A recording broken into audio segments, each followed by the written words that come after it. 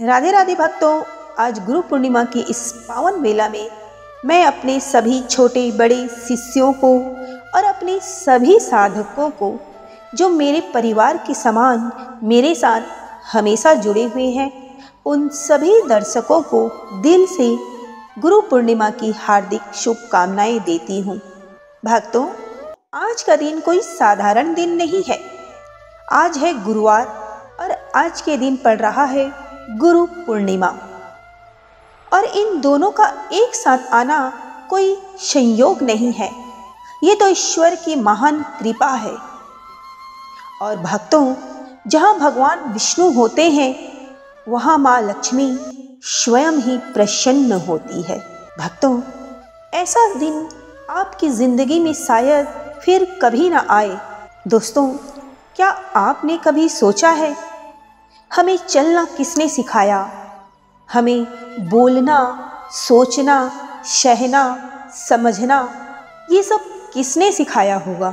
एक माँ जो बिना पढ़ाए ही हमें हमारे जीवन का पाठ सिखा देती है।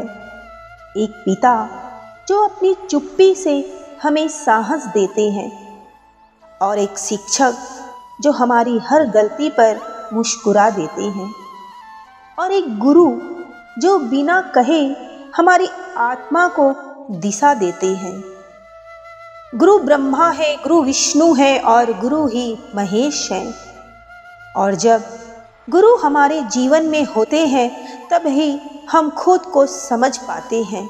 भक्तों, आज गुरु पूर्णिमा है और गुरुवार का दिन भी है।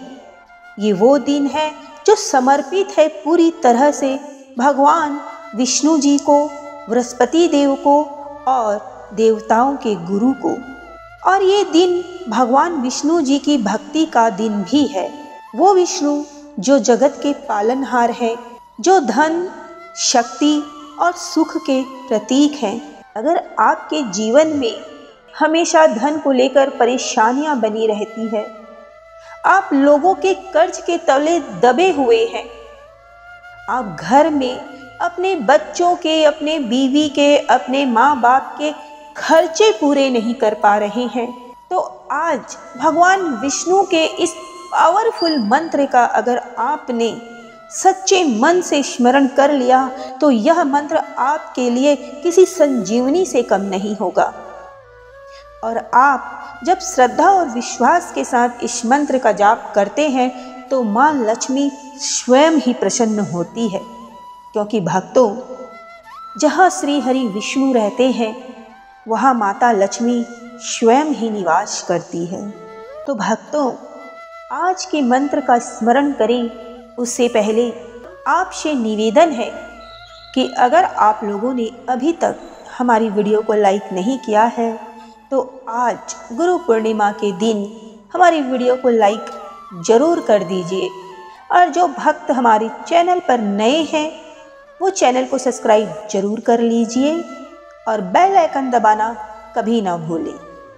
तो भक्तों, चलिए हमारे साथ आज विष्णु जी के मंत्र का पूरे 108 बार के लिए स्मरण करते हैं ताकि आपके जीवन से हमेशा के लिए धन की जो समस्या है वो दूर हो सके। और हाँ भक्तों, अगर आप चाहते हैं कि हम आपके नाम का भी मंत्र जाप करें तो हमें कमेंट बॉक्स में ज़रूर बताइएगा।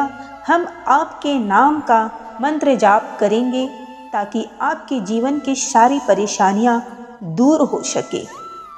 और एक विशेष सूचना भक्तों, 11 तारीख से श्रावण मास शुरू हो रहा है। अगर आप चाहते हैं कि हम अपने चैनल पर रोज़ाना महादेव के ही मंत्र का स्मरण करें अथवा जाप करें तो हमें कमेंट बॉक्स में ज़रूर बताइएगा ताकि हम श्रावण मास के पूरे 1 महीने तक सिर्फ भोलेनाथ के ही मंत्र का स्मरण करें ताकि आपको भोलेनाथ का विशेष आशीर्वाद प्राप्त हो सके। आप हमें कमेंट बॉक्स में ज़रूर बताइएगा। तो चलिए आज के इस पावरफुल मंत्र का स्मरण करते हैं। प्रेम से बोलिए जय गुरुदेव, जय श्री हरि विष्णु। ओम नमो नमो भगवते